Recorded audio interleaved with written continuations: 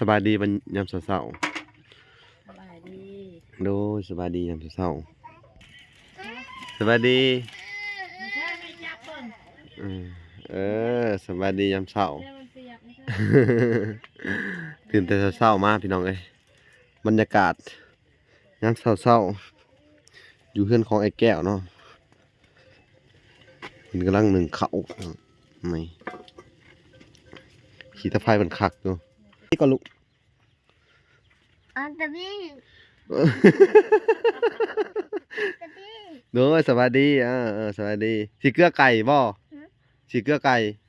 มาใช้มือดิโดยเกลือได้คือดุแท้สีเกลือไก่ว่าฉันตื่นเช้าว้าพี่น้องน้ำใสน้ำใสน้ำใสปอดโธ่น้ำใสให้เบิ่งดูอันย่อขึ้นมาเบิ่งดูให้ปลาโหปลากระพูกปลากระบอกหุ้ยตัวใหญ่หุ้ยปอดพี่น้องเอ้ยไงทั้งลาย ขักอันนี้นี่เนี่ยต้องวิธีใส่มองมันต้องแบบนี้พี่น้องเอ้ยบอกสูตรคนใส่ได้เนี่ยบอกสูตรว่านี่ยังพึ่งให้เพิ่นเบิ่ง เพิ่งดูเด้อสิพึ่งให้เพิ่นเบิ่งลูกพึ่งโอ้มื้อนี้ตะแก้วมานนะพี่น้องเอ้ยลายเลย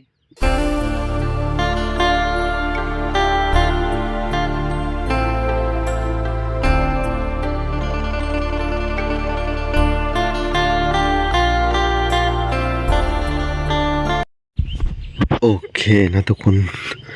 กราบสบายดีพ่อแม่พี่น้องเบิดสู่คนเนาะ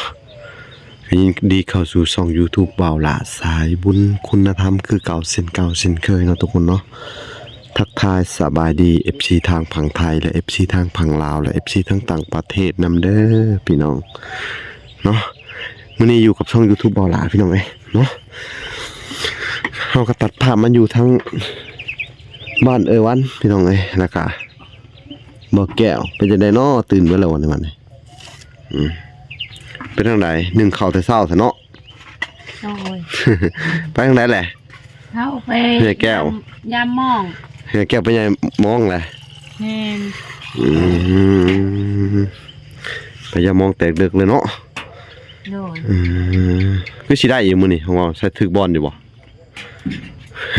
ยากน้ำพัวสบายดีวันยามเช้าสบายดีโดสบายดียามเช้าสบายดีไม่ใช่ไม่จับเบิ่งสบายดียามเช้ามันเปียกไม่ใช่ ตื่นแต่เช้ามาพี่น้องเอ้ยบรรยากาศยามเช้าอยู่เฮือนของไอ้แก้วเนาะมันกำลังนึ่งข้าวไม่ขี่ตะไคร้มันคักอยู่ป๊าดพี่น้องเอ้ยผูงงัวผูงควายกำลังออกหาอยู่หากินพี่น้องเอ้ยเนาะน้ำเช้าคุณน่ะไปแล้วผู้ลงปงเป้งตะเว้นกำลังเริ่มสิขึ้นพี่น้องเอ้ยมื้อนี้ก็เป็นอีกมื้อหนึ่งที่เริ่มอากาศเริ่มสิร้อนละมึงสังเกตได้พี่น้องตอนเช้าจะหนาวแน่ท้องฟ้าครึ้มเลยอบอ้าวเนาะ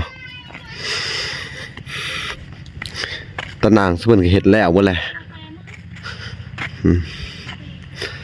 แล้วหัวสูงดีพี่น้องเอ้ย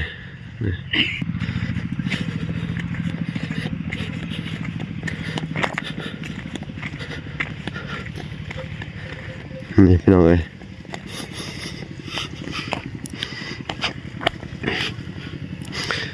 พื้นที่เพิ่นก็โอเคอยู่ได้ตารางแล้วพี่น้อง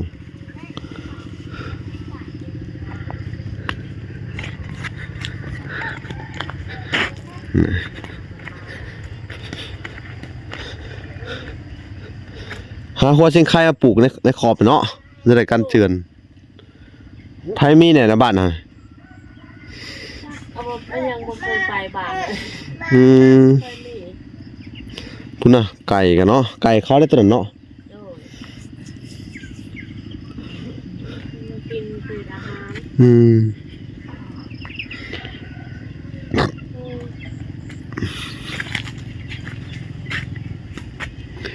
นี่พี่น้องเลยตื่นมาแต่เช้า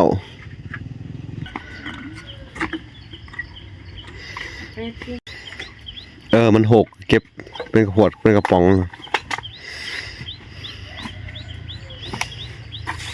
แม่เอาเชือกจับไปทุก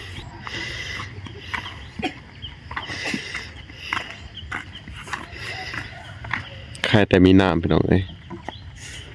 เพื่อก็จะใช้น้ำแบบสะดวกสบายอยู่พี่น้องแต่เดี๋ยวมันเห็ดหยังนะฮะนินไก่บ่ฮะนินไก่มีหยังนะเพิ่นอยากเอาข้าวสารเกลือไก่ แม่แบบแกบ่ได้ เนี่ยใส่เดี๋ยวเอาสบายดีก่อนลูก อันตะบี้ตะบี้ เด้อสบายดีสบายดีสิเกลือไก่บ่สิเกลือไก่ แม่ใช้มือดิว โดย เกลือได้ คือดุแท้สิเกลือไก่ว่าซั่นตื่นเช้ามาก็เกลือไก่ เอาลูกอ่ะ ถึงคือสิดีใจแฮงเนาะได้ไก่เนาะ มักคือหยังนี่ เปิ้ แม่ เอา เอา ยืยมันเด้ออย่าเทได้ยืยให้เอามือฮุบ เอามือฮุบเห็ดเป็นบอลหัวเข้าไปนั่นแหละเอาให้ทีละให้ทุกโตเลยบัดนี้ เอาให้ลูกเอาให้ทุกโตผูนผูกไก่ผูเอาไปให้หมดไป แม่ อืม แม่เอาใจหน่อยเอานี่ พวกยังอันยืดเข้า พูนไปพังนาพูไปพังนา พุกเข้าไป ไปพังนาพูนไปย่างก่อน เอามือเด้อเอามือเด้อ ฮะ บ่ต้องหมุนเข้าไปพูนไปพังนาพูไว้สิหมุนเข้าไว้ระบาดเนี่ยพี่น้องเอ้ยหมุนเข้าไปเกลือไก่เลยดูแต่เช้าแท้ดิวปลดออกไว้ฮะปลดออกจากกันนะฮะมันของ ทางนี้เลยเด้อลูก นี่ทางนี้เลยเด้อของไม่ใช่บาทหนึ่ง ไก่กับของกันอยู่ฮะเดียวกับเกลือไก่พี่น้องเอ้ย เขานะเอามาให้ไก่พึ่งไว้ข้างหน้า ห้วยไก่ห้วยเหรอห้วยห้วยให้ทุกโตเลยนั่นแหละเห็ดคอกแล้วกับมันเด้อจับเพิ่นเขาคอกเด้อขอเห็ดคอกมื้อนี้แล้วก็จับเพิ่นเขาคอกคุณมาแล้วพยายามมองมาแล้ว โอ้พยายามมองมาแล้วบ่ผมพยายามมองมาแล้วพี่น้องเอ้ย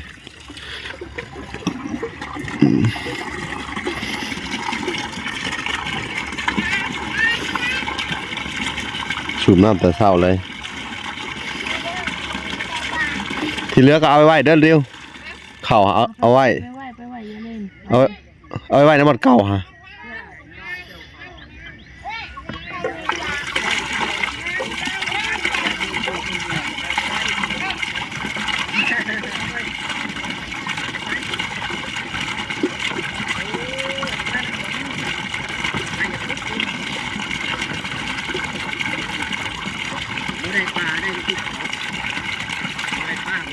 ป้ามันนี่ได้ติดเท้าเนาะติดเท้าสำหรับผมเลย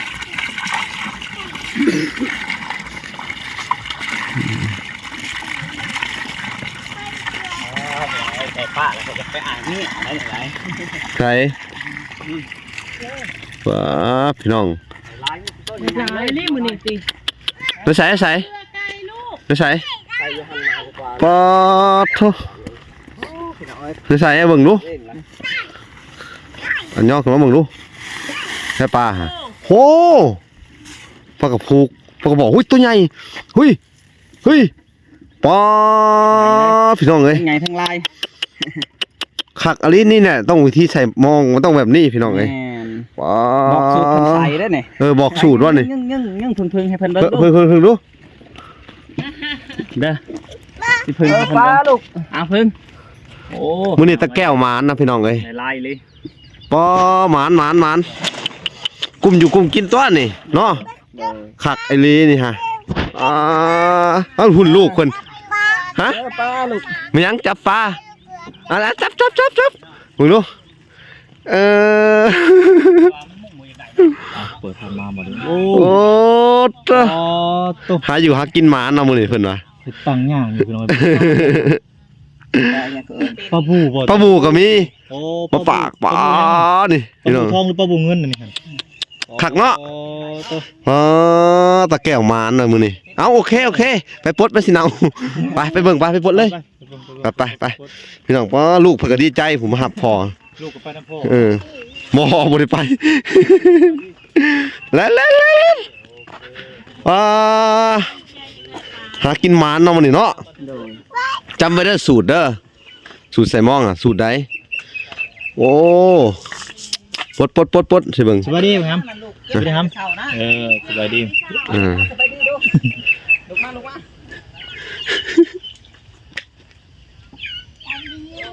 ทำไปดีเอาไหมเอางามลูกเอางามทำไปดีเอาไหมเอาไปทำไปดี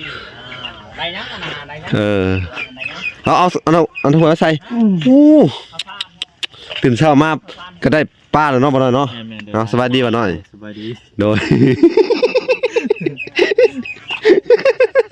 เพื่อไก่บ่ คักโธ่มื้อนี้คือว่าหมานเนาะมื้อเนาะ โดย ไก่เฮา อ๋อมื้อแรงจัดอีกเด้อมื้อแรงได้ดังสอนพร้อมได้มื้อแรงได้ ไปแล้วมาแล้ว เอาดังสอนพร้อมเด้อมื้อแรงเด้อไปใส่ได้ดังสอนพร้อมมื้อแรงไปสอนป้าพร้อมนะพี่น้องเอ้ยมื้อแรงบ่ล่ะสิตามไปเบิ่งอีกเพิ่นมีดังสอนนำเด้มื้อนี้เขาให้ไปเอาได้ดังสอนน่ะ โดย ไปเอาเนาะ ไก่ไทยเอามา ใส่ลูกบ่ ไก่ไทยเอามา พี่ยังน่ะอินยังในมือฮะเอานิ้ว คอย หมกหอย โอ้มาห้อยติดอะไรมาบ่ บ่ โอ้ยห้อยเซก็มีตัวนี้ ปลาให้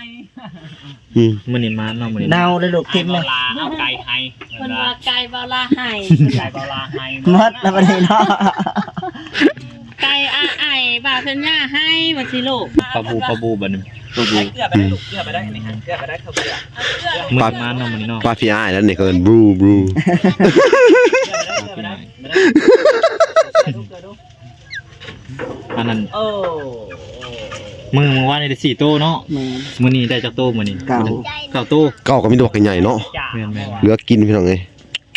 สิได้กินนี่แม่โน่นี่ ไก่ในจ่าข้าว จั สาก ร น้ำเมีย เมียเฮ็ดกินก็กินเนาะ ต้มแกงใส่ผักมะหะเนาะแกงใส่ผักติ้วเนาะแซ่บตัวน่ะเถ โอ้ อะ มีปลาบูนี่เนาะ ประหยัดอันเงินไปหลายเติบได้เนาะเอาของมือไอ้บ่ดังหนึง ดัง โอ้ได้ช่องจับดังในแห่งดีแล้วหน่อยแก้วเนาะ แม่น คำดูก็สิอยากสนับสนุน ดูได้แก้วผลนอกบ่น้อยเนาะ แม่น ขาดอันนี้แบบนี้ฮะมองบริขาดแล้วว่ามองฮะ บ่ ต้องถนอมน้ำแน่นี่พี่น้องเอ้ยมองไฟซื้อให้นี่ฮะมองไฟซื้อให้วะ ทางไผบ่ไม่ตู้บ่ นั่นแหละเครื่องมือหากินเพิ่นพี่น้องเอ้ยก็ถือว่ากุ้มครอบกุ้มครัวอยู่ดอกแบบสิได้ป้าใหญ่ เอาลงมาสบายดีก่อนจบคลิปแหละลงมาจะดีเอาสบายดีก้มลงอีกสบายดีเนี่ยโอเคสบายดี พี่บ้านทำบ่มีปลาไฟผ่าเนาะ มีปลาไฟผ่าจะเป็นอะไรยิงเขียวอยู่เนาะหัวยังเลยพยายามมองหัวเลยยิงเขียว อันนั้นอีหยังนะป้ายังนะมือนะฮะมือแรกนะ ปลาใช่อยู่ใช่ วอนอันมือแรกอะได้ป้าจระเข้บ่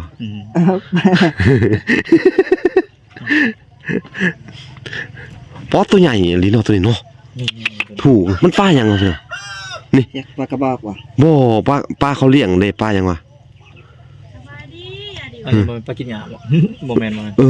คล้ายๆปลากินหยาบ่แม่น เนอะถือกระปูเลยเวลาเจ้านั่นเด้อนี่ตะปูนี่เวลาจะดึงนี่ขาดได้นี่ เมื่อวานนี้อัน FC เป็นคอมเมนต์มาว่าปลาเนื้ออ่อนเพิ่นว่าเติมเมื่อวานนี้ อันนี้ได้ยาวๆนี่ได้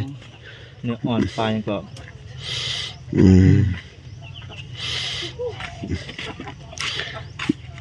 ป้าเขาเลี้ยงอะเด้เนี่ยมันอยากเน่าเนาะถือขึ้นเนาะ แม่น ตัว หรือ นี้ เขาไปไล่จังหวัดใดขนาดนั้นนะ จ้ะ เนาะบ่ได้ไปไล่งมเอาเนาะ ไปหลายๆคนเนาะ แม่น ปิ้งอยู่ที่ของ ปิ้ง ปิ้งมีสบ่ นี่ ร้าย โอ้ตกแต่พอเลยบ่ มันเกิดน้ำลังเจ้าจะสิญาติปิ้งอะไรนะ อ๋อ เออมันเกิดน้ำรังแล้วอันตรายสิกินผู้เกิดก่อน มันชนแล้ว มันสนให้ผู้เกิดก่อนเกิดน้ำรังบ่เลยได้ปิ้ง ก็นั้นน้ำมันขุ่นเด้ นะ แม่น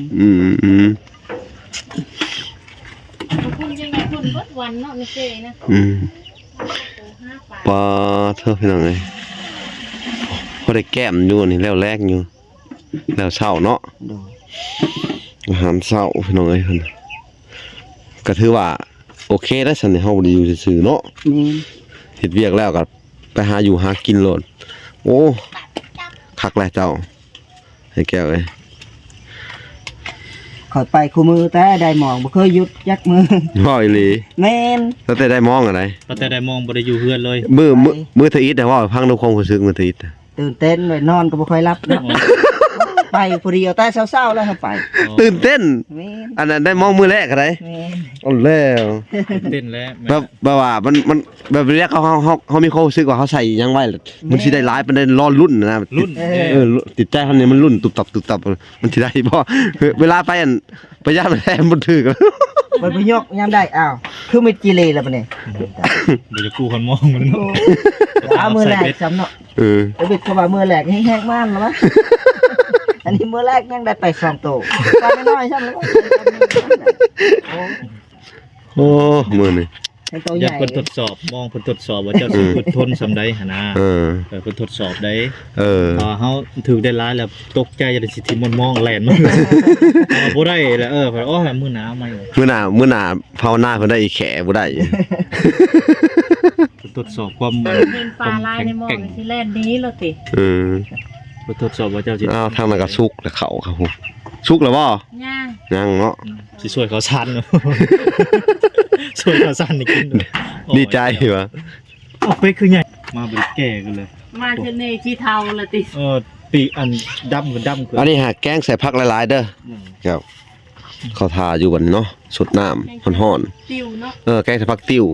หันได้ดอกมันมื้อน่ะแห้งคักแล้วดอกมันเนาะเฮาเบิดหลายดอก มีดอกมันให้แซ่บแล้ว แกงใส่ผักกะหล่ำนะ ฮะ ผักกะหล่ เออ มันจะเป็นปลาสักกะลำ เอาก็แล้วแต่ผู้มักปดออก เอาอันนี้เด้อจะนอนเอาขยะไปจูดเว้นหันแล้วเอาไว้ที่เทาเอาไว้ใส่ผัก ขยะใส่ โอ้ พัก โดย นั่นแหละ เขาทาอยู่เพิ่นยังจำแม่ตู้เพิ่นบอกได้อยู่ว่าคิดเท่าว่าใส่ผักเพิ่นว่าโอ้ตัวใหญ่เติบได้ปลานี่เนาะพี่น้องเอ้ยหลังจากที่ว่าใส่แล้วหลังจากได้แล้วพี่น้อง โตกล้องเนี่ย ขยะนี่เอา เพิ่นก็สิ เดี๋ยวลาพวก เสียมองไปเห็นนะไปสักมอง ตัวใหญ่ ำแม่น ล่างบ่ ล่างเอาไว้ แช่ไว้ก่อน โอ้ อย่ามาคนหนุ่มได้อย่างหอม ไอ้ยากินยังป้าเออเดี๋ยว แล้วติดเนาะติดต้นไม้เลยพี่น้องเอ้ย ล้อมขาเด้อ ค่อยถนอมได้ไหนมองเพื่อสิได้มาราคาตั้งว่า150,000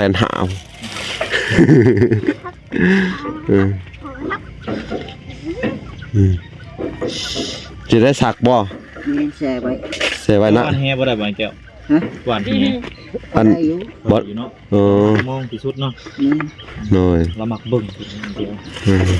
ทั้งเมียเพื่อเก็บขยะ เก็บ พี่น้อง ข เอ้ ยะ ย ไปจูด ดูแต่เช้าเลยเนาะ เอาเห็ดปุ๋ยอย่างไร ครอบครัวนี่ก็ดุขนาดโหชักไอ้ไดเขาทาอยู่เว้ยแบบบำรุงของขนาดเนาะ ป้าไปให้ลูก ทำกินสติงจังมันแล้วกินสติง คือติง จังมัน ไปซักหม้อก่อน มอง สักมองนะไปเบิ่งโอ้สักมองก็เป็นเฮาค้าก็เห็นแต่เจ้าอยู่แหล้วคักอะไรรอได้มาแล้วก็ถนอมขนาดเนาะถนอมเครื่องถนอมของพี่น้องเอ้ยคักอะไรเครื่องมือหากินมื้อนี้ได้อีกอันหนึงใส่สไลด์โหน้ำดำมือเลย มันจะบอกขาดได้มันเค็ม ม ถึงเนื้อปลาบอหรือว่าถึงขี้ต้มน่ะมันเค็มมันกัดได้ อืม มันขาดไว้ ถูกต้องแล้ว คักเนาะ แต่ก็บ่ให้ตากแดดเกินมันพลอย เออ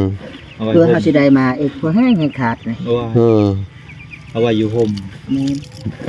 ดีใจบ่ได้ โดย มื้อนี้ก็ดีใจบ่สิได้ดังสอน ดีใจแล้วได้หากินเนาะ เออ ได้บ่ได้เฮาก็ตั้งไปเบิ่ง เออ อุปกรณ์เสริม มันมีบ่นหาอยู่หากินเนาะ ดีแหละยังมีเนาะ เอออันนี้มองใจบัวบ่วะ บ่แม่น บ่แม่นเนาะ แม่น แม่นเฮาว่าใจบัวแหละนี่ ยายบัวอีก อ่อนกว่านี้บ่ แม่นมันอ่อนตอนนั้น เออยายยังซั่นนี่ยายแมงมุม ยายยังแล้ว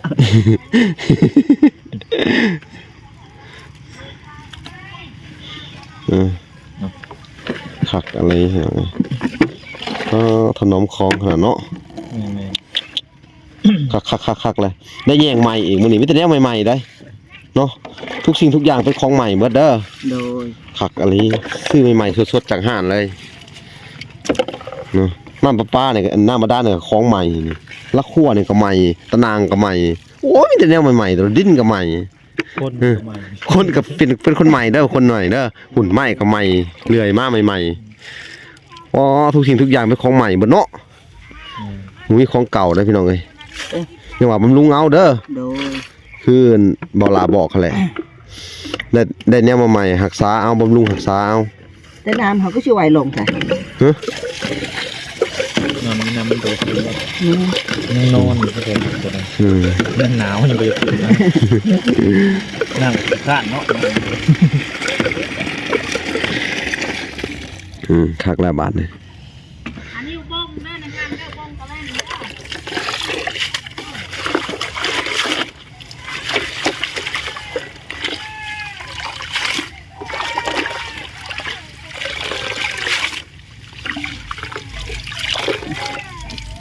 ด้อ โอเค ได้ คักเลยไปตากไว้เนาะอืม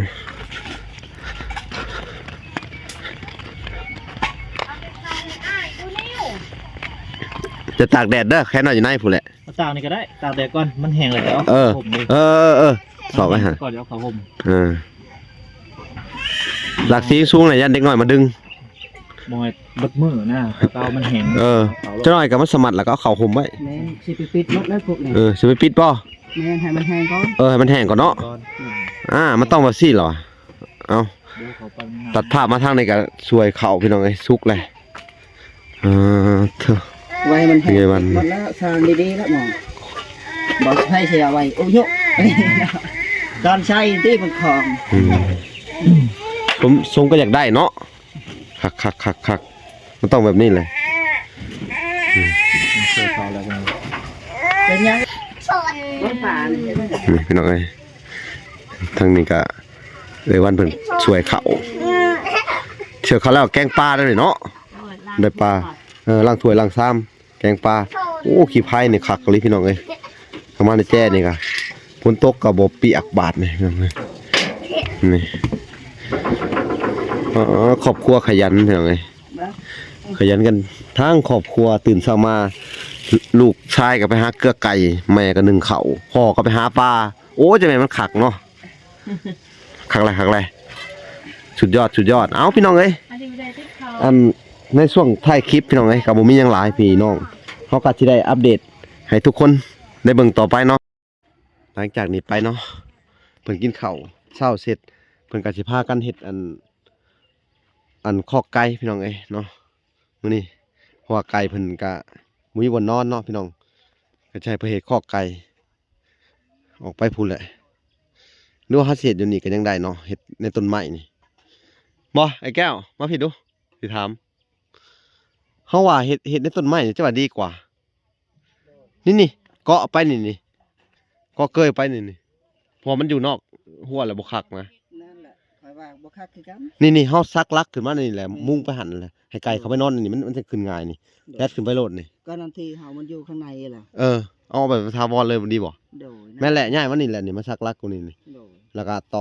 ตอกไม้กาดลงไปนี่นะนี่เล็กลงไปนี่ นี่แล้วเนาะ เฮ็ดบอลมุ้งมันนี่มันก็เข้าไปอยู่ในนี่นอนในนี่ โดยบัดนี้เฮาก็มีตะนางตัวนี้อีกของ โอเคบ่ โดย เอานี่แหละเฮาว่าเนาะ แม่นเฮ็ดนี่ละดีกว่า นั่นนี่ให้ไก่นอนในเดินเฮานี่ดีกว่า โดย เนาะ โดย โอเคซะจัดไปเลย เอาพี่น้องติดตามตอนต่อไปเนาะพี่น้อง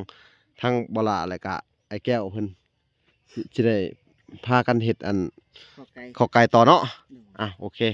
ติดตามอีพีต่อไปพี่น้องฮอกกันใหม่คลิปหน้าพี่น้องสบายดีเด้อสบายดี